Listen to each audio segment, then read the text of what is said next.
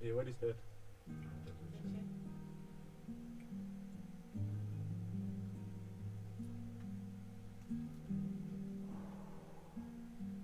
can't be scared. I'm not scared. You can't I be got scared. this. Don't worry. Don't worry. It's just Yeah, the I'm last. queuing you. We're going live.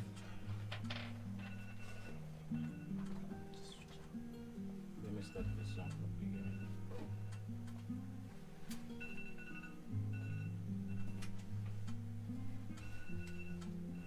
What's that?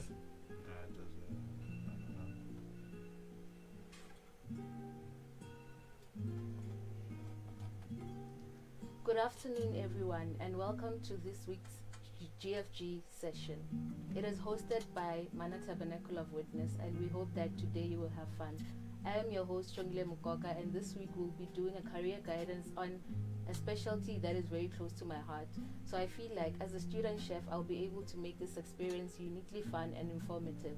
This week we'll be discussing the culinary industry, and we have our guest here, Chef Raleigh.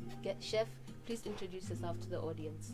Okay, I'm Chef Raleigh, Chef Rapids actually. I'm a lecturer at Limpopo Chefs Academy, so I'm looking forward to this. He's actually my lecturer, but enough of that. So there are misconceptions about what exactly a chef is. I feel like it is more than what people believe it is. Is it not just cooking? So what exactly would you say is a chef, and what do you guys do? I mean, when it comes to chefing, it goes broad. I mean, first of all, you need the qualification. With all that qualification, you can start off, you can go up to being an occupational chef, which takes up to 3 years. So once you've got that such qualification, you know that the platform is much broader for you, you know, because you'll be able to travel the world. You'll be working with how can I say, famous people, you know. Yeah, so the platform is it's broader, because working in 5-star restaurants whereby you know that you'll be that famous people will be dining there and so forth. Yeah, So would you say that it is more than just cooking? it is more than just cooking. I mean, remember when we talk about cooking, you're working with people's lives, you know. So you need to know the temperatures, the whereby the danger zone of food. Let me just put it like the danger zone of food. So you need to know, if ever I store my food at such a temperature or such a degree, my food will be safe for my customers to consume. So it's more than just cooking. Of course. Yeah. Do you hear that, guys? Your mom who cooks every night is not a chef. She just cooks. So what would you say are the academic requirements and skills and knowledge that are necessary to pursue this profession? I mean, you can start off by getting just a certificate. It goes up. It goes up till getting, like I said, an occupational qualification, which takes up to 3 years, like I said. Yes. So yeah. Okay, so what are the different kinds of programs available for the culinary industry according to one's interest? You can start off by getting a certificate, whereby you'll be doing training to get the introduction into professional cookery and hospitality. Can go up to being a pastry chef. That will take let me start off with the certificate qualification. It will take up to 10 months, or let's say a year, and then with your pastry qualification, it will take up to 2 years. With your occupational qualification, it takes up to 3 years. You can even take it further and go get your trade. Yes. Okay, so I hear you say a pastry chef, but what is a pastry chef? How does a pastry chef differ from just being a chef? No more chef. With being a pastry chef, it means you've got your specific job, you know. So what I mean about specific job, pastry chefs, they normally deal with desserts, sweet stuff. Anything that's sweet, it calls out pastries. You know, pastry chefs, that's where they are. Of course. So you spoke about the 3-year certificate and the 10-month certificate. Are those the only qualifications available, that if I don't want to do 10 months, I'll do 3 years and vice versa? Yeah. Like I said, it even goes further, whereby you can get your trade certificate. Yeah. Of course. So with every profession, I imagine that you don't only need academic qualifications. What are the personality traits that one needs to possess in order to become a chef? Well, when it comes to chefing, you need to be program your mind that you're going into a very difficult profession, challenging profession. Of course. What I mean is that you need to be disciplined first of all. You need to be willing to take orders. Secondly,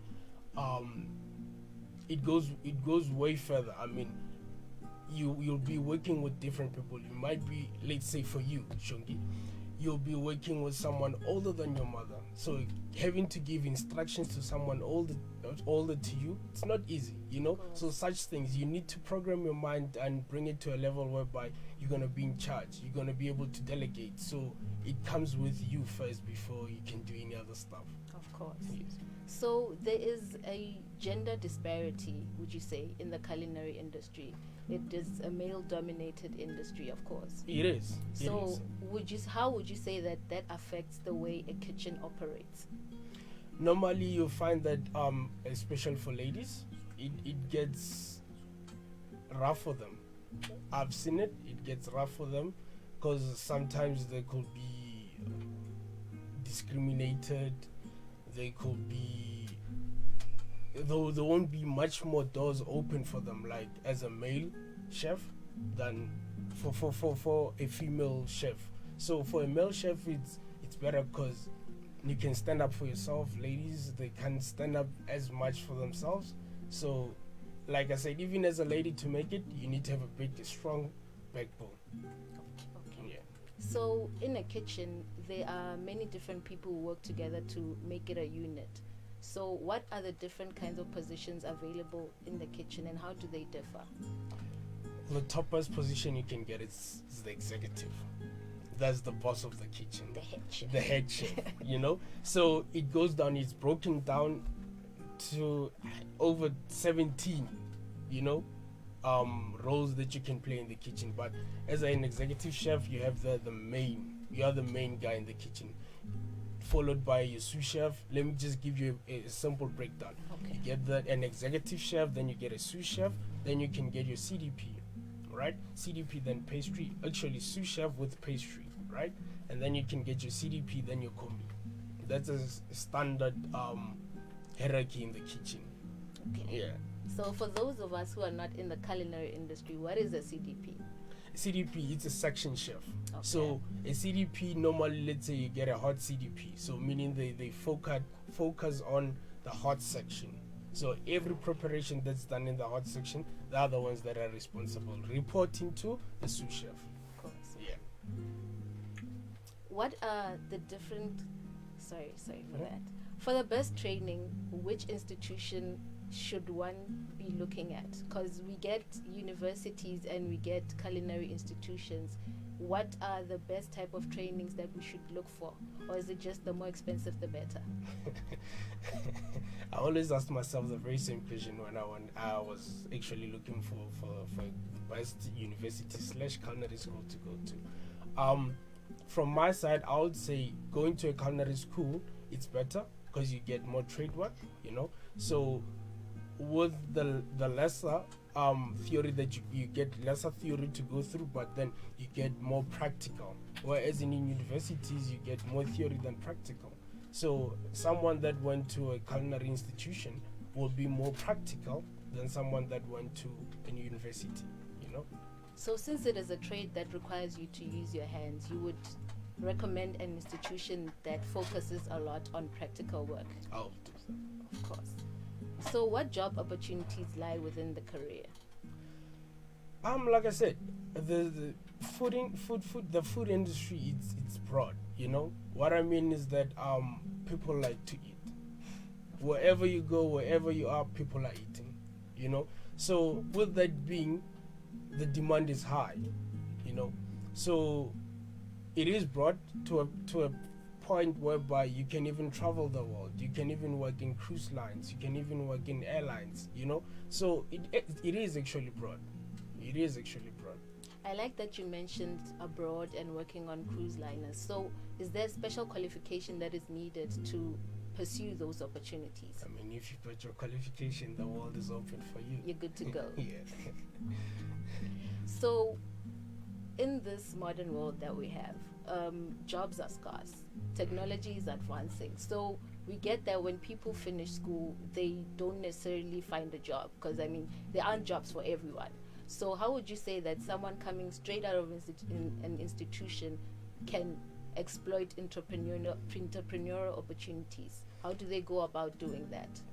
What you can do is, let's say, with all the experience that you'll be getting Yes. from doing your practicals, Yes. that is the foundation for you. That should be able to craft you into going into your own business or maybe catering business, let me say. So you know that you've got the basic. So with that basics that you've got, and whereby you still have a lot of fundings out there that can help you be funded, I feel like the space is even bigger. Chances are you'll make it. Of course. You'll make it. I mean, it comes with discipline. Secondly, being able to market your place. That secondly, it'll be great. So, would you say that someone coming out of a university who has done culinary schoolwork Mhm. is not uniquely positioned to start a business? They are. They are. They are. But they- it's just one is more advantaged Advantage than yeah, the other. than the other. Of course. How can one go about growing their business in this competitive industry? Being unique. Being unique. I always say be unique. Like you find that everybody, you cooking oxtail, I'm cooking oxtail. What's different? How different is my oxtail to your oxtail? You know. So that specific ingredient that you'll be putting in your dish should be the one that will be able to sell that oxtail. So if ever your oxtail is just cooked normally and then mine is cooked professionally and with the right consistency, the right flavors, so meaning I'll be able to sell more, you know. Even if it does cost more. You know, so it comes with a price. Yes. Yeah. What are some of the challenges that you face in this industry? Growth, Growth. comfortability. Mine has always been comfortability. The minute I start feeling comfortable, there's something wrong. I always advise chefs and aspiring chefs that whenever you feel comfortable, move. That's the best way. Because the minute you become comfortable, there'll never be growth for you. So you Yes, must challenge always yourself. challenge yourself for growth. Okay. Yeah.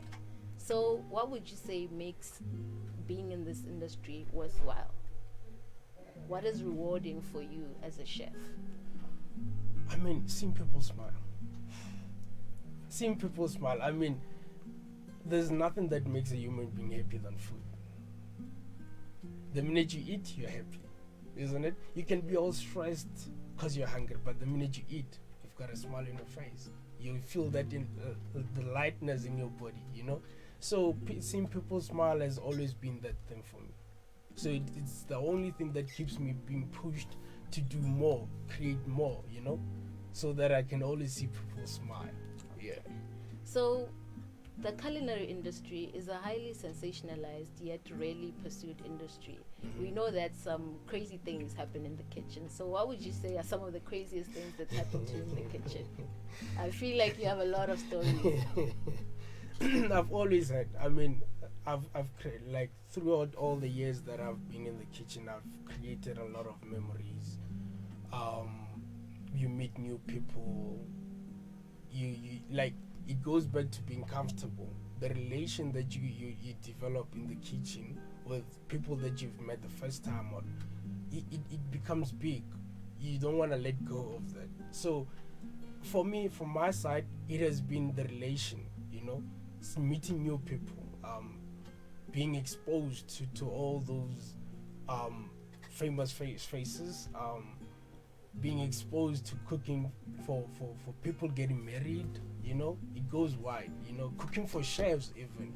It gets challenging if ever you see some famous chefs coming to your coming to one of the restaurants you work at and dining there. It's a great thing for cooking for such a chef, you know. So, are you trying to tell us that no chef has ever thrown a frying pan or a knife your way? No, No. never. Not that interesting. Not yet. And I don't think it'll ever happen. Okay, so we have heard from the chef. We've asked our questions. Right now, we'll be listening to some voice notes that were sent through. Feel free to comment or send the church your voice notes so we can answer the questions. My name is Balo.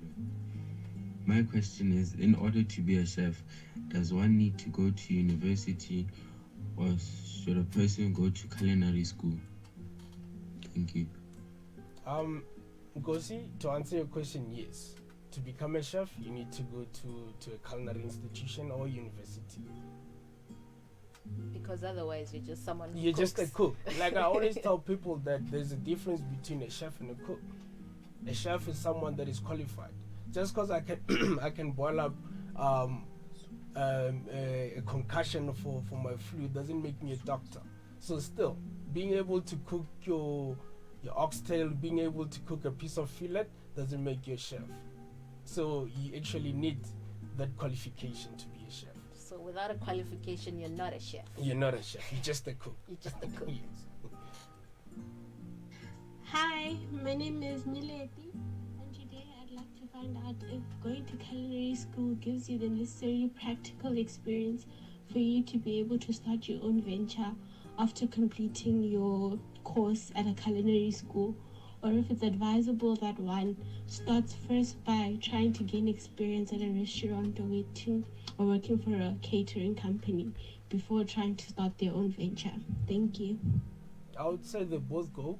I mean, if ever you were to go out there and first of all start off getting that experience, it's best. You'll know what you're doing as you go on with your studies. And then when you go into the industry, let's say we from school going to the industry, it'll broaden up your knowledge when it comes to cooking and overall chefing.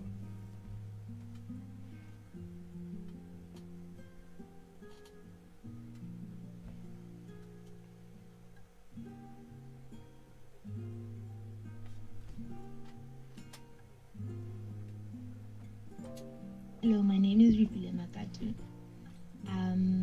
I thank you for this opportunity, and I hope whatever that I have to say will motivate you. Being a chef has been a wonderful experience. Okay, firstly, I'm a professional chef and I've studied at HTA Culinary School in Randburg. During this experience of being a chef,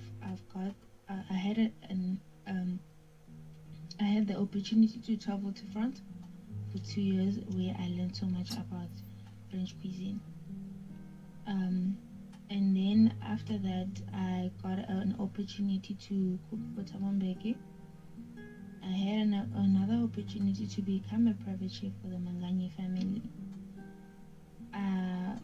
So there's so many opportunities out there.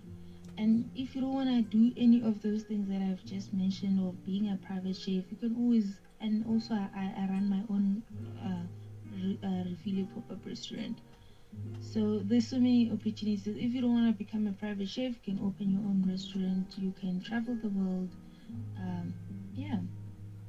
And also, you can also work in a cruise ships, you can work in a hotel, but I would advise work at least 3 years so that you can have the opportunity to work in a cruise ship, because they want 3 years experience. So there's so many opportunities, and I'm still enjoying being a chef.